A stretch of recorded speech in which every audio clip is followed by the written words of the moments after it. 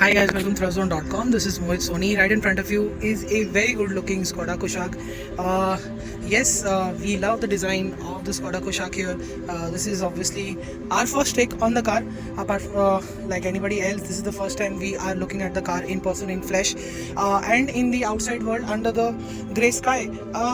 I think it looks really great, especially in this red color. This is not the usual red that we see on Skoda VW cars, but this is something different and it's very nice. And let's look at the elements. This is a brand new alloy wheel design that we've seen, and I think it looks great. It's really nice, well done. That is the headlamp along with the fog lamps that are set up here itself, and they look quite good, very sleek. They are joining the grille, so that gives it a very flush, very nice look.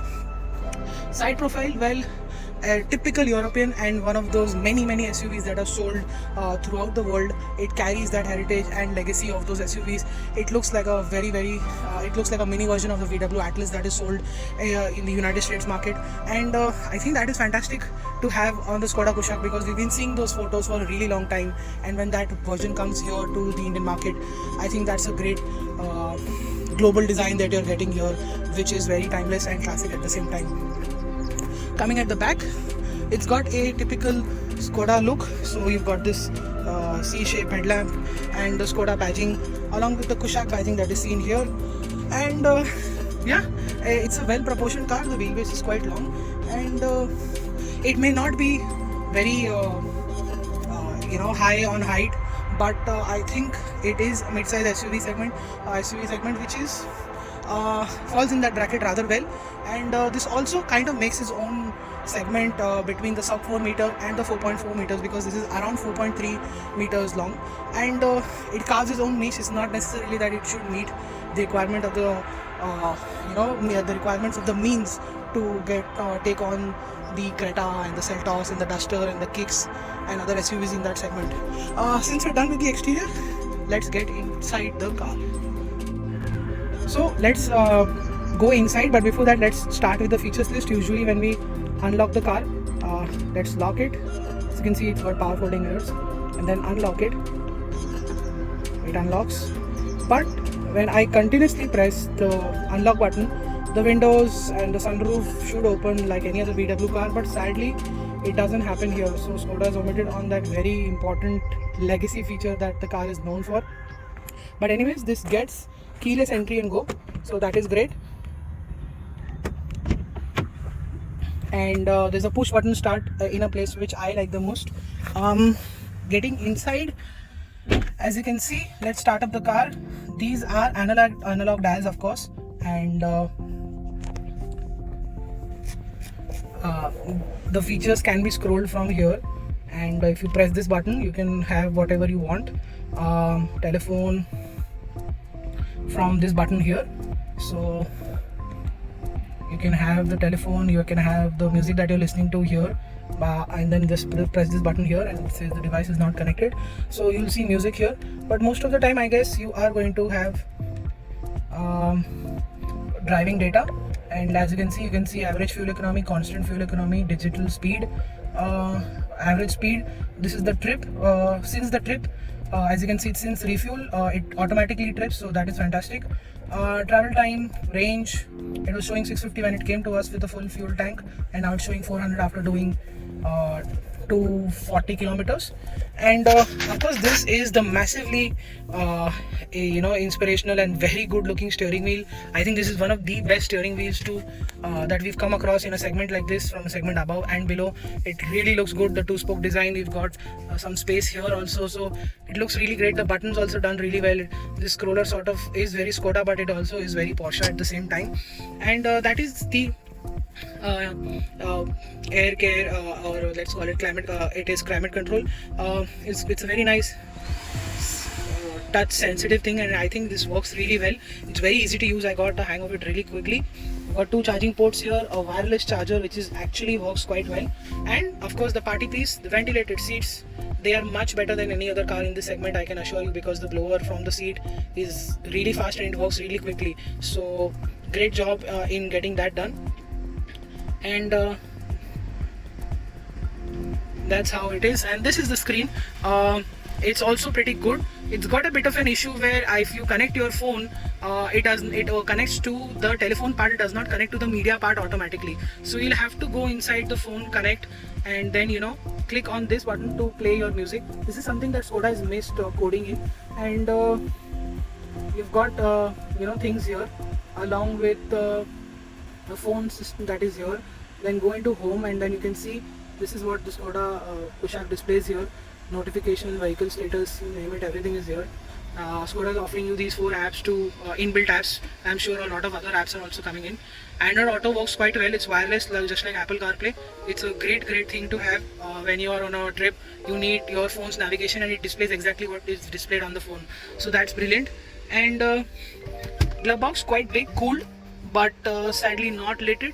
And this is the dashboard. Of course, I think the design looks very nice. It's done in a really well manner. That vent I think looks really good. This big vent here at both ends also looks very nice, and the small vents here also make sure that it looks very uniform. Stuff to keep here. This is a key socket. You can keep your key here really well, and that is those can holders. And like you can see, I have some stuff here. You can take a lot of stuff. The door pads, really impressive, very large, and it's got a net here as well, so you can keep some stuff. You don't get height adjustable seat belts, but this is it, the big bad sunroof. In terms of features, of course, not in terms of size. Obviously a welcome move in this segment. And steering mounted controls, you have cruise control here. These are the automatic wipers and lights to start like this. Pull if you want to start the fog lamp, as you can see, and the fog lamp light also comes here. It doesn't come here, so be well aware, but it's the high beam light that comes here. The fog lamp only comes here, so just you should know. 12-volt socket, really nice. I really like how the cover also looks like here. Gear shift lever, very new, something not seen before. It's like a new cycle part altogether. It's very impressive. Lock button for the entire car. And let's go at the back. I think before we go in the back, let's check out the boot. That is a generous sized boot. I think it's around 450 liters. It's quite high, it's quite deep, quite spacious. It can store a lot of luggage, but not much that you expect from here. It should have been at least a little bit more bigger, but it's not, because you have a lot of space here at the back in terms of legroom and knee room. The seat is pushed all the way back. I have very good knee room, obviously excellent legroom, and as you can see, headroom is also quite generous. You've got AC vents, 2 fast charging points. Again, a welcome move. And that is the armrest with cup can holders. In the middle, can you sit? 3 adults, probably not. 3 normal size adults can sit, though not full size ones. And the width is also on the lower side. That is something that we've seen in the segment with the Korean rivals as well, but it's slightly smaller than them as well. So, but still, like any other European car, it's a strictly 4-seater, and it's quite comfortable on that aspect. Love the door handle design and the things that are, how the way it's finished on the inside looks really nice. Got those big door pads here as well. I told you a lot about the features on this car, and this is how it's going to show all the time if the car is on and the door is on. And music system, quite good. I think it's much better than I expected it to be, so kudos to Skoda in getting that right. Part leather, part fabric seats with my contrast stitching also look very nice. I am also a fan of these rather well done mats that are on offer. I think you should get these only instead of going from outside. I think it gets along well with the entire interior. Sort of this finished scene here in a certain extent, so that looks good. And this is the first time I'm passing comments on a dope, on a mat. Steering wheel, telescopic and tilt, so something welcome the other manufacturers don't offer in the mid-size SUV segment. Like I showed you, this is a Skoda built sound system on their own, and that is also a great move. Yeah, that is the car on the inside. Perceived quality is good, could have been better. but I think in this segment everybody is slightly taming down in terms of quality, and I think Skoda has what it takes to impress customers at first glance. It's got very nice high quality leather, and the way the patterns and the textures that are rolled out throughout the car also makes it look quite premium. And now let's jump to the driving part. We are driving the Skoda Kushaq with the 1 litre automatic version, and this is the 6-speed top motor gearbox. The 1 litre motor is a 3-cylinder unit, and it makes 110 PS of power, 175 Nm of torque. The important question here is, does it feel short-changed? Well, some people actually end up living with a naturally aspirated motor in a vehicle of this size and barely complain.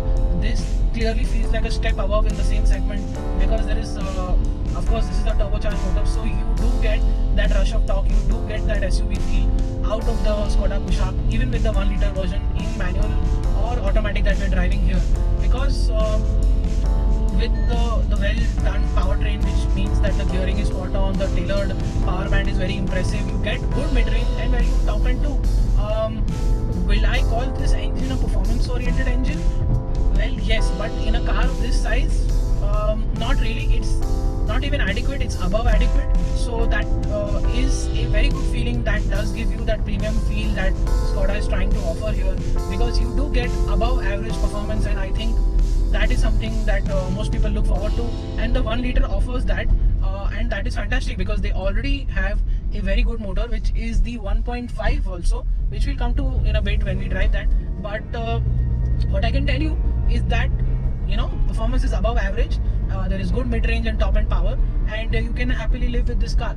But there is one thing that's not so great, is the sort of power lag, and it's not even turbo lag. It's just that when we experienced that in the Rapid, it was evident here. It's even more because of the added weight and the dimensions that are on offer, is that there is a significant lag between 1100 RPM and 1800 RPM. So that makes you feel, when you are 5 up, which I was when I did this test, there's a significant lag. So when you think you will just go through normally from 1100 to 1800 knot, it's going to feel like a dead spot. So to counter that, you will have to floor the throttle quite high to get out of that situation, get into the power band, which is around 1800 1900 RPM, and post that you will surge ahead with a lot of torque. So I think that's one way to get rid of that flat spot that this car has, and you should be fine with it, because even when I was fully loaded with 5 full-size, slightly heavy adults, it wasn't such a big deal. But it's apparent and you should know about it. But it's a very easy way to get around of as well. So there is no need to quite clearly panic about it. And like I told you, post that, mid-range is great, top end is good. The gearbox can be a bit slow because we've driven the Rapid, and that feels much more immediate and instant, and this feels slightly dull because of the added weight. It's not a deal breaker, that is for sure, because the core strengths of the 1 litre TSI was a very good fuel economy, and for a car of this size, even this car delivers with the extra added weight. Getting 9 to 10 kilometers in the city, 13 to 14 on the highway, I think those are very good numbers for a SUV. The Korean rivals with the naturally aspirated motor, CVT and manual just can't deliver that, and this does. So I think that's very impressive. The engine is very nice. We all know it revs out quite cleanly. It sounds rather nice, and that is also something that you can look forward to while driving the 1 litre. Even if you are on a budget and you want to buy the Kushaq, you'll be quite happy with the 1 litre automatic or the manual. Of course, we're yet to drive the manual, but we still have a pretty much a good impression of what the manual would be like. In terms of driving, well, the big change is the way the suspension behaves. It doesn't behave like a clunky European made suspension for the Indian roads. This does feel very nice. It takes bumps really well. It doesn't heavily crash into potholes. Of course, there's a bit of crashiness that is seen in almost every other car manufacturer, as well, be it Japan or India or anything else. That's there. So that means this is now a car for Indian roads. It's normalized for Indian roads, and I think that is a very big change from Skoda. That is the highlight of the Kushaq, that it drives really well. Ride quality is spot on.